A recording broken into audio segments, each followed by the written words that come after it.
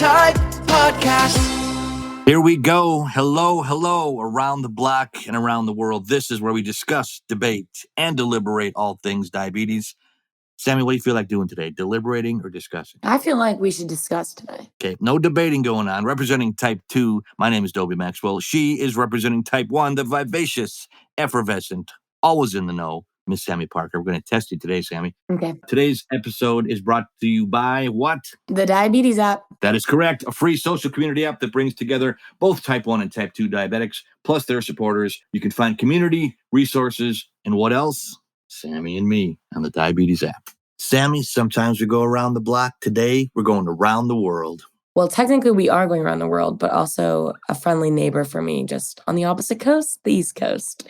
We have Eoin Costello. Hello, Eoin. How are you guys? Pleasure to be on. Looking forward to it. Thank you for joining us. And Eoin is a diabetic coach and helps people with diabetes manage and achieve their goals. So it's really awesome, very inspirational. And I've been following him for a while now and have learned a lot. So we are so excited to have you on. And thank you again. Thanks so much. Appreciate it. Your very kind words to get us started.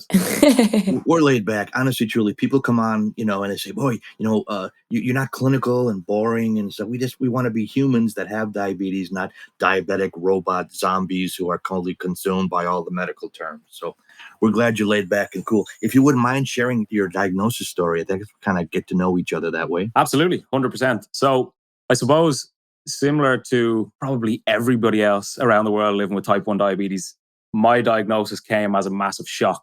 And I was 19 at the time, which was just over 10 years now. And at that time, I had always been into fitness a lot. I was playing a lot of sport. I was going to the gym, kept myself active and was moving around a lot. So the word diabetes never really even came into my thought process at all. And at that age, I was thinking, I'm invincible. I'm 19. What can be wrong with me? There's obviously nothing wrong with me.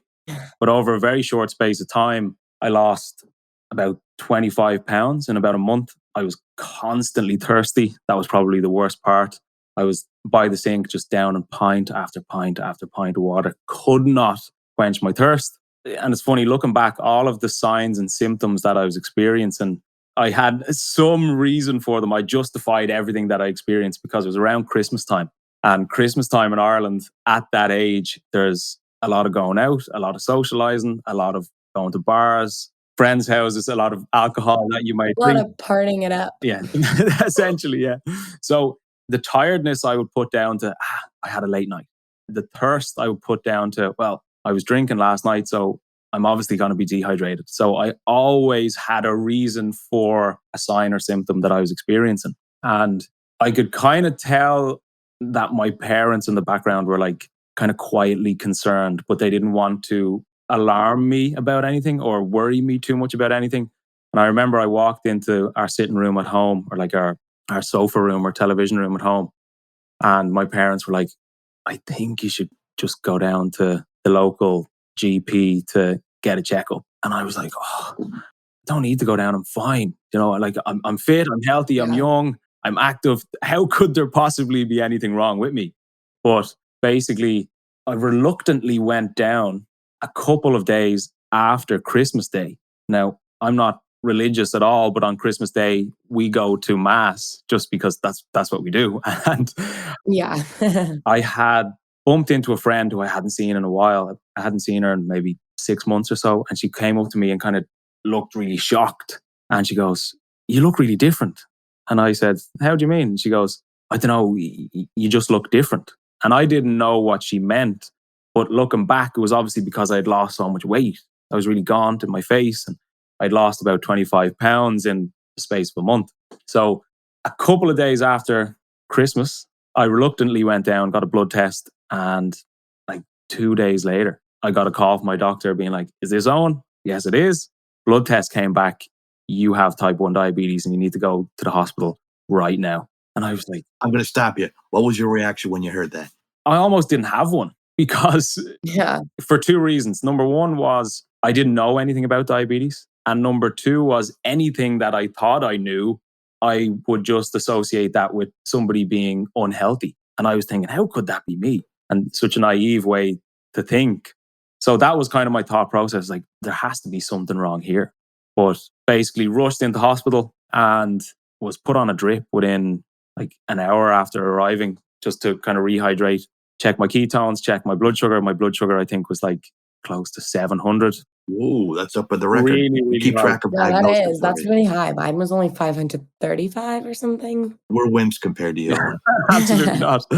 So basically went in and they said to me, thank God you came in at this time because you were less than 48 hours away from going into a coma. So I was like, whoa, right, got it just in time. Stayed in the hospital for about 3 nights, got my crash course in diabetes management, got my blood glucose meter, got my insulin. And after the weekend, I was on my way, basically. Yeah, and it's wild. Like, I think what's crazy about it too is when you're diagnosed at that age, there's not the assistance and aid that you get when you're younger.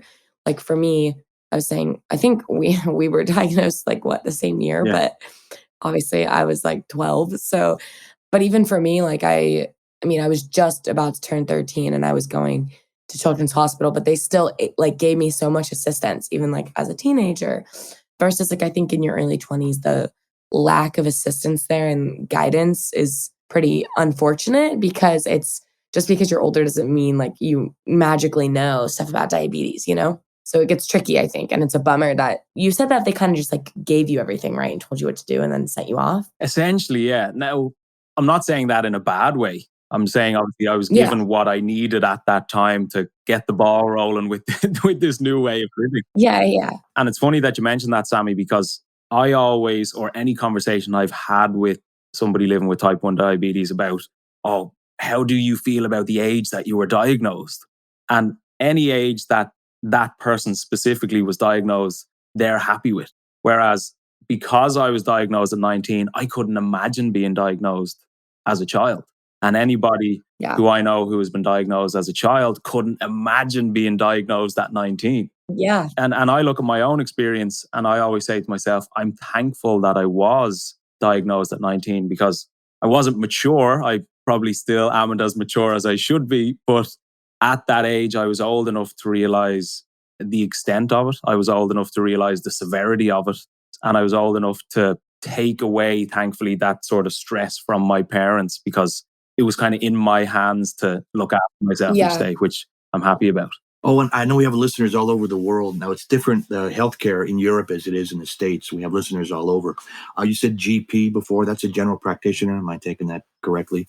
Do you have a diabetes doctor, or was it a state-run thing? I mean, how did it work for you that way? Yeah, so the GP is obviously the general practitioner that I went for the initial blood test. He broke the news to me.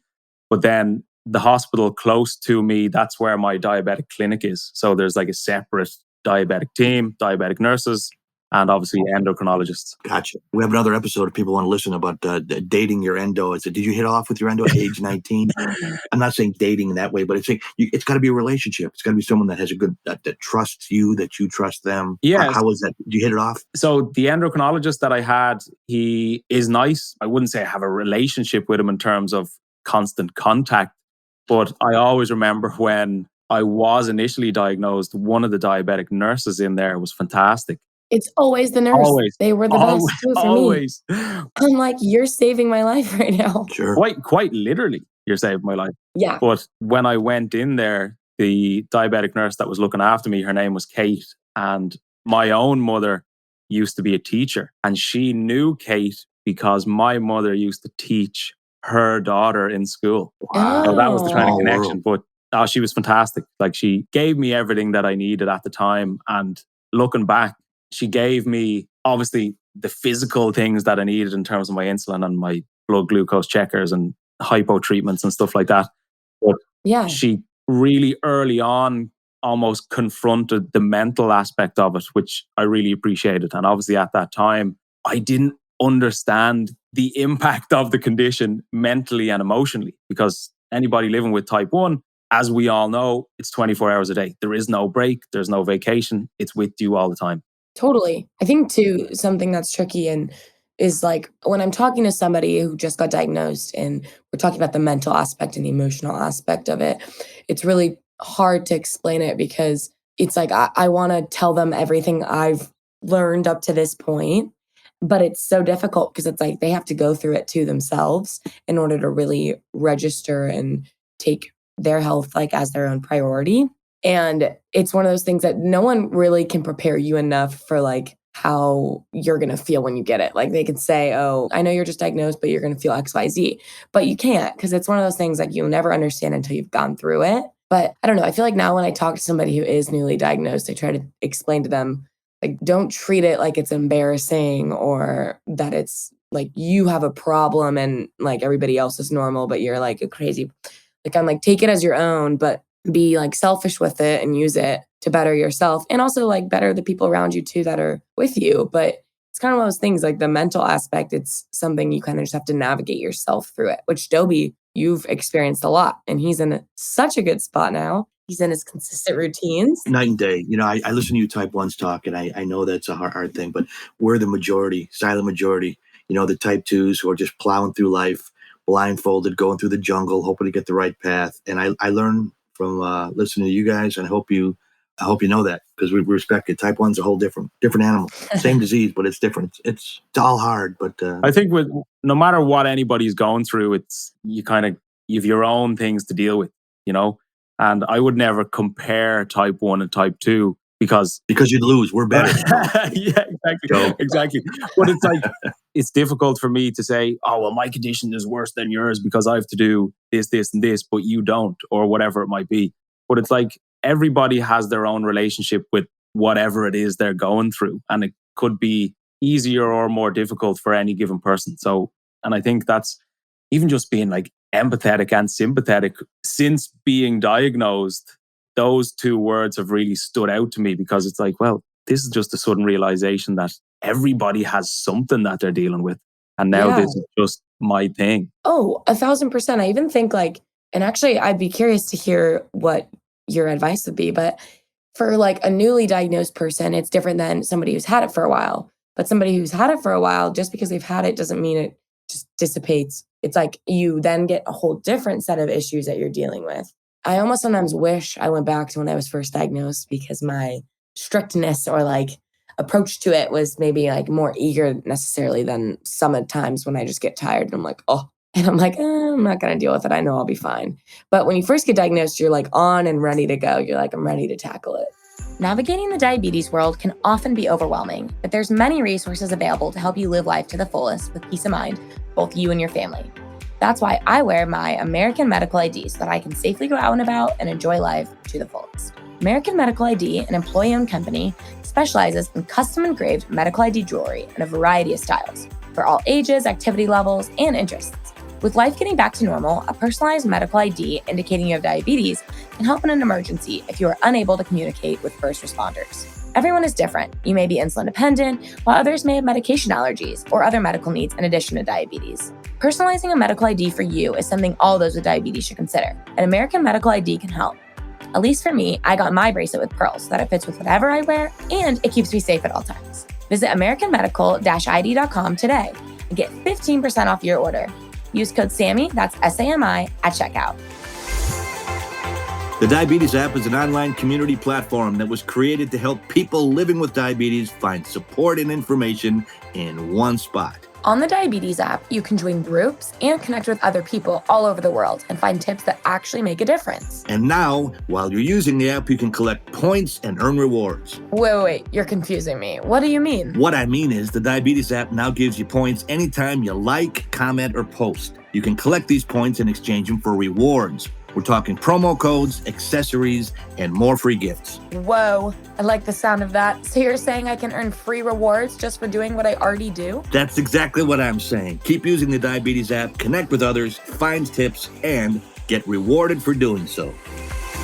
Just curious because you do work with type 1s and are a coach for them. So as far as like advice goes for a newly diagnosed person, what would you say if you were newly diagnosed would be the most valuable advice you could receive? Great question. And it's almost like this answer for me changes on any given day that I might have personally. But the big thing for me is be aware of the impact of the things you do. Be aware of how things you do affect you, meaning be aware of how insulin doses affect you, how food affects you, how stress, hormones, sleep, lack of water, all these different things that we know affect our blood sugar. And what I say is, if you live consciously with the things that you do, you consciously and subconsciously pick up things along the way, because things that you learn about your blood sugar, about your management, will just happen over time. And so much of that happens when you make the decision to really pay attention to what it is that you're doing. And if I know what's in the food that I'm eating, if I know why I'm taking this amount of insulin, if I know the impact that this type of exercise is having on me, I'm filling my diabetic toolbox with more and more and more and more and more tools moving forward, so that I'm always learning from every experience that I have. And I know so many days that we have can be completely different, and that's where the stress and frustration can sometimes come in. But for the most part, it's about really understanding how your body and your blood and even your own headspace respond to things that you do or don't do. Yeah. Hey, Owen, Sami came up with a really great thing we'd like to pass on to our guest, and she calls it playing the D card. And what that means is, because people don't know, like I said, you just got through saying you learn something all the time. And we are, as people with diabetes, learning. The public, sadly, doesn't really know a whole lot. So have you in your life been able to pull the D card and use diabetes as an excuse to get yourself over with people that aren't ignorant? And we do it I figure, hey, we have enough struggles. If we have something in our favor, let's pull that. Any examples in your own life? Of course, absolutely. And I suppose because it is that type of condition that, I suppose with most medical conditions, nobody's going to question it, or nobody's going to second guess what you're saying. So there's been a couple of times where I had been out one of the nights, and I would have maybe woken up hungover. And this is maybe back when I was working in retail and these kind of things, where I would have been hungover, but I pulled that D card by calling or texting my manager saying, "Oh, look, my blood sugars were up and down through the night. I feel horrendous this morning. I can't come into work." And what can they say? They can't say. Yeah, they're not going to be like, no. Yeah. So it's almost like a get out of jail free card when it's needed every now and then. Oh, beautiful. It definitely is needed. I mean, I try to tell people who are newly diagnosed, I'm like, use it. Trust me. Always make use the most of it. Make the most. Well, we have a physical one. Our Pod Squad Queen Elizabeth, they're going to call her. We got one we're going to mail you. We have a physical copy of one, so you can pull it out of your wallet. Bingo. There it is. Exactly. Yeah. No questions asked. Right. So I kind of wanted to just ask you, I know how I asked you about newly diagnosed, and I'm going to use this for myself as well. What advice would you give to somebody who's had it for a while? Because I'm always curious I think there's a lot of room to get lackadaisy at times when you've had it for a while. And I think almost you need like that motivation or words of wisdom to like spark a little fire underneath you. So if you could give any words of wisdom to somebody who's had it for a while, what would it be? Another good question, Sami. She's full of them. Yeah, I can tell. So I suppose the way I always look at it is the beauty and the curse of type 1 diabetes. It's like it will almost immediately react to things that you do and don't do. And what I mean by the benefit of that is you could have one of the worst weeks you've ever had in your life, and then the next week could be the best week you ever have in your life. And of course, there are things that impact our blood sugar that we don't have control over, like hormones, maybe schedule, routine, stress, these kind of things. But a lot of our management comes down to things that we do have control over. Like, are we exercising? Are we drinking water? Are we carb counting accurately? Are we pre-bolusing? These kind of things. So what I would say to somebody who has had it for a long time and maybe feels as if they're stuck in a rut or wants to improve it to whatever extent that might be, is first understand that it can change instantly. It doesn't matter if you're 30 years, 20 years, 10 years, 5 years. If you introduce healthier habits and routines into your lifestyle, that will be reflected on your blood sugar. That's just a fact. Yeah. So don't be under the impression that because you have had it for so long, you can't achieve or do X, Y, or Z with it. And the other question, and that could be, say, getting fitter, getting healthier, increasing your time in range, lowering your A1C, whatever it might be. And the other thing that I would say to somebody who's had it for a while, and I do this with myself too, is ask yourself, what do you actually want from your diabetes? And it's kind of a strange question to ask. It's one that you'd rarely consider because it's like, well, what do you mean? What do I want from my diabetes? Yeah. It's a condition that I live with all the time. But what I mean by that, and something I feel incredibly passionate about, is just because you have diabetes doesn't mean you can't do something in your life. You can do anything you want. I really, really, really believe that. And when you ask yourself what you want from your diabetes, you can identify, do I want a higher time in range? Do I want to be more energized? Do I want to lose some body fat? Do I want to increase muscle mass? Do I want to lower my A1C? Whatever. But when you know what it is that you want from it, then you can look at what's required of me then to help get me closer to that. What's required of me to make those benefits or reap the rewards of whatever new habits, strategies, routines could be. I want a monthly check for my diabetes. That's what I would like. Okay. To Dobie from diabetes, $3,000. Spend it what you imagine. That would make things a lot easier. Wacky night out. It would be nice. I think it goes down to accountability because you got to be accountable for yourself. And it's like, you almost have to choose like what battles you want to fight with it, where it's like, okay, I accept that my sleeping isn't the best. I just accept it. But there's other things that I'm like, no. Like exercise, I'm like, I fully take responsibility for that. And I find ways to target that and reach that goal because that's really important to me. I think like with diabetes specifically, like Dobie created something that he says, finding your groove. Finding your groove. I love it because it's so true. You got to find like what works for you. And maybe one day it's not going to be the same as the next day. But if you have that angle in mind, like exercise, you might not want to go to the gym one day, but okay, don't go to the gym, go play pickleball or tennis, like you're moving your body still and you're reaching that goal. It just is going to take a different kind of activity and it's just holding yourself accountable to that activity or to that goal, I guess, in the end. But I feel like for me, that has been something to keep my mind like always like eye on the prize. Yeah, absolutely. And I think as much as we all know, diabetes loves routine. Like if we do the same thing every day, chances are our bloods are going to be more predictable. That doesn't mean they're going to be exactly the same, but they can be more predictable. But that being said, it's unrealistic to believe or expect that your routine will be the same all the time because you can feel a different way. You can be motivated to do something, inspired to do something one day, and then another day you're like, oh, I'm not bothered doing anything. Yes. But what I like to do personally is, even though my days or weeks may change, if I have certain non-negotiables to my day, there can be ups and downs, but I know that there's like, as I said, a non-negotiable that I stick to regardless of where I am or what I'm doing. And that could be drinking 3 liters of water, getting 10,000 steps, pre-bolusing and carb counting when I can. They're just things that I have to do. They're just part of my day, non-negotiable.